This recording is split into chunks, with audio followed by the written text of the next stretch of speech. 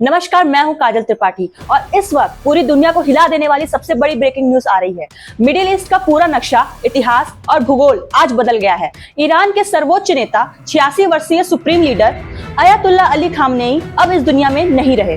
America और Israel द्वारा Iran पर की गई भीषण एयर स्ट्राइक में खामनेई की मौत हो गई है। इस बात का सबसे पहला ऐलान अमेरिकी राष्ट्रपति डोनाल्ड ट्रंप ने किया। ट्रंप ने सोशल मीडिया पर लिखा कि इतिहास के सबसे बुरे लोगों में से एक खामनेई मारा गया।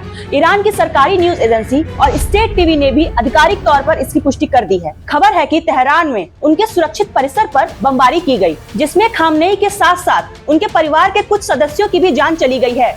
ईरान सरकार ने देश में 40 दिन का राष्ट्रीय शोक और 7 दिन का सार्वजनिक अवकाश ऐलान कर दिया है। अब पूरी दुनिया में एक ही सवाल है, क्या अपने सबसे बड़े नेता के मारे जाने के बाद ईरान घुटने टेक देगा या झुक जाएगा? तथ्य और हालात बताते हैं कि ईरान बिल्कुल नहीं झुकेगा। दरअसल ईरान की कमान अब सीधे तौर पर वहां के सबसे ताकतवर और कट्टर paramilitary force Islamic revolutionary guard corps के हाथों में आ गई है।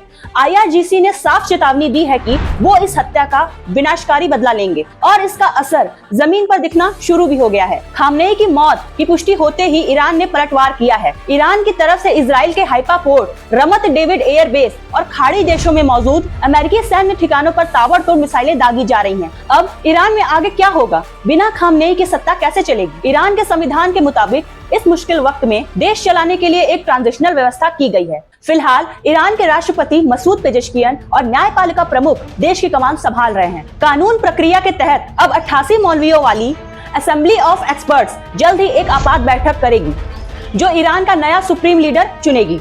लेकिन जमीनी हकीकत यही है कि अगला नेता वही होगा जिसे IRGC और सेना का समर्थन हासिल होगा।